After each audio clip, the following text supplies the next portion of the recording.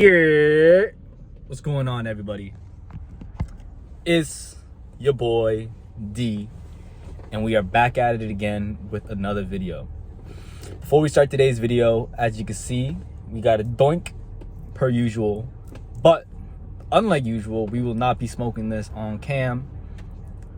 I am actually going to stay true to my nickname, the Mary Jane Magician, and we are going to make this disappear before we continue our topic. And the reason for that is, lately, my videos have been getting age restricted, obviously because we're smoking on video. And I really want the message of these videos to spread out as far as possible to try to help as many people as possible. So with that being said, watch this. On the snap of my fingers, I swear to God, this will disappear. 3, 2, 1. Just like that, it disappeared. I think it's in my sleeve. Anyways, let's get the temperature right first. Let's get comfortable. It's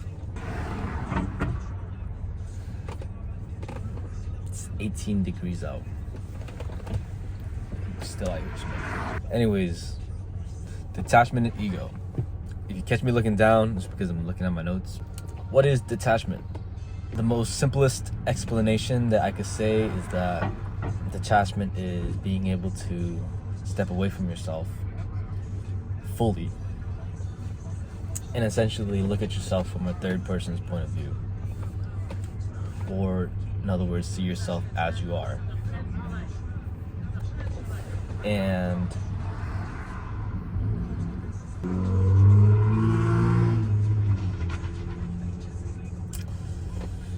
man.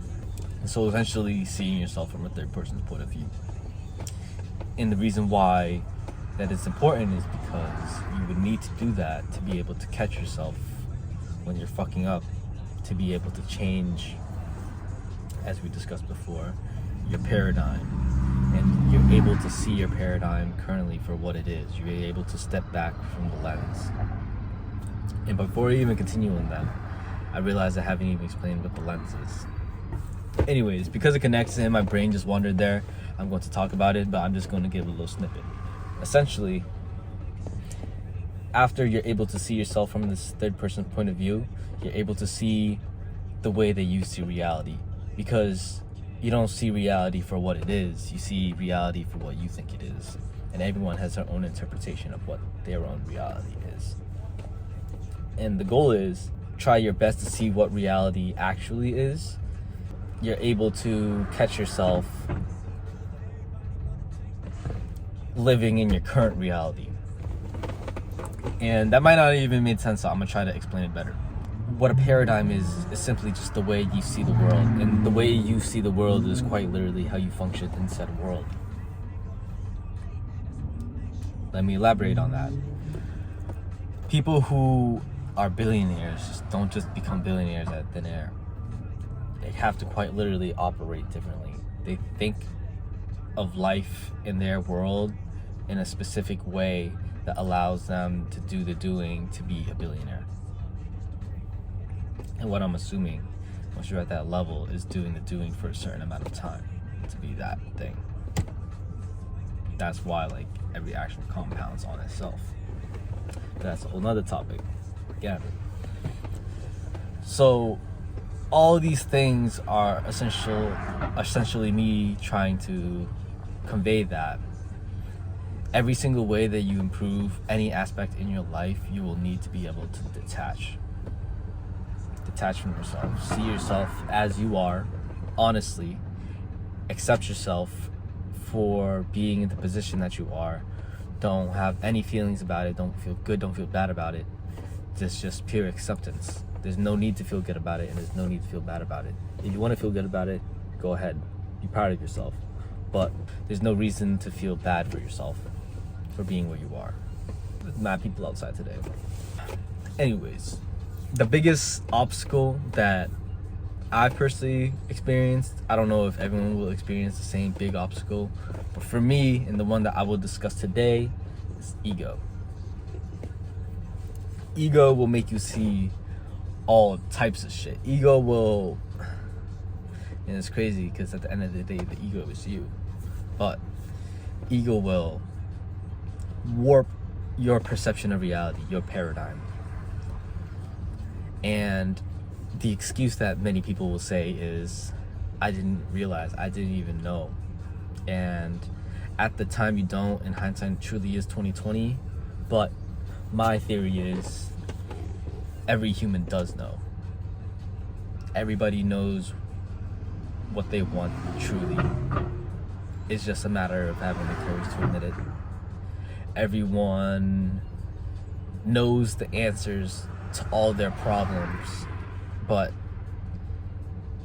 their perception of reality is so warped by their ego that they don't see it. They blind themselves, essentially. You blindfold yourself. You're like, I don't want to see the answer. But deep down, I swear to God, everybody knows what's best. And everyone knows what they should be doing. Everybody knows. Even if you don't have like a 10, 20, 30-year plan, your soul and what's in you, I feel like, knows what's best for you. And it will tell you. And you will feel good doing the thing that you feel like you're meant to be doing.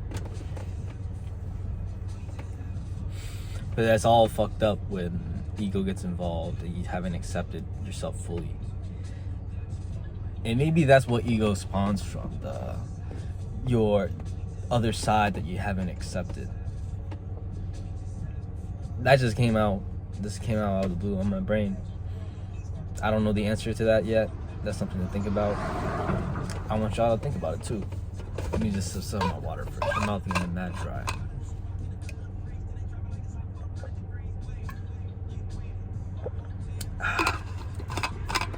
The most important thing and the most essential thing about detachment, I feel like, is the opportunity it gives you.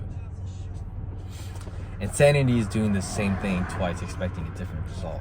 So with detachment, you can experience the situation, reflect upon it, like after it happens, obviously. Or even you could detach yourself in that situation to view your options like a chessboard. But if you aren't on that level yet and you're just like just going with the flow, like that's no problem. I personally go with the flow myself when I converse with other people. But after, you get to reflect on each situation and detach and view and analyze each scenario, and you get to see where you quote unquote fucked up. I wouldn't even call it a fuck up, because nothing is a fuck up. As long as you feel like it's right in the moment, what's there to be mad about? Not on some crazy shit, but like on some regular shit. You know, here's actually a perfect example that will help you go into this new year. If you aren't into fitness and stuff like that, and you're looking to do it on some New Year's resolution stuff, goals, Amazon man just delivered a package. Had to go grab that real quick. But anyways, as we were saying, what were we saying? Yeah, if you're trying to get into fitness on some New Year's resolution vibe, then ask yourself, on the days that you're not going to want to go, could I already tell you you're not going to want to go, why don't I want to go? You laying in bed, you're like, yo, I'm tired, I'm sore, I just worked out yesterday. Some bullshit excuse, right? You're able to detach from that situation, look at yourself from a third person's point of view, and think, what is my goal? Okay, I want to be ripped. I'm trying to be fit. I'm trying to get better. I'm trying to be disciplined. Then you realize that there's only two options. There's the doing, and then there's the not doing. The doing is go train or go gym or go exercise or do whatever you do. And the not doing is not doing it. And then you are quickly able to judge the outcomes of each situation. And then you follow the situation that you want the outcome. And this is important because you're able to now reflect and realize the damage that you're actually doing when you choose not to do something, even once. You're quite literally choosing the former, the current, and the less best you. These crows, bro, like,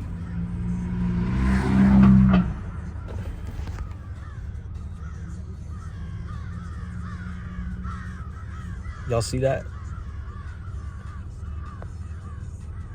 Something definitely just died. Let's raise this. I'm gonna turn up the tunes a little bit. But anyways, when you're choosing not to go, you gotta understand that you're allowing yourself to be comfortable. You're allowing yourself to stay where you're at, even though you know you want to be somewhere else. Which tells yourself that you actually don't want what you want that bad. And in and of itself, it's not a bad thing. You would just have to be able to accept that and acknowledge that. And if you want more for yourself, you will see these two options and you're like, okay, I don't feel like doing it, but I'm gonna have to do it anyways. And then you do that every single day, and then it compounds on itself over and over and over again until you build this confidence within you that you never knew you had, because no matter what anyone says or what any external thing tries to do to influence how you feel, internally you know you're that person.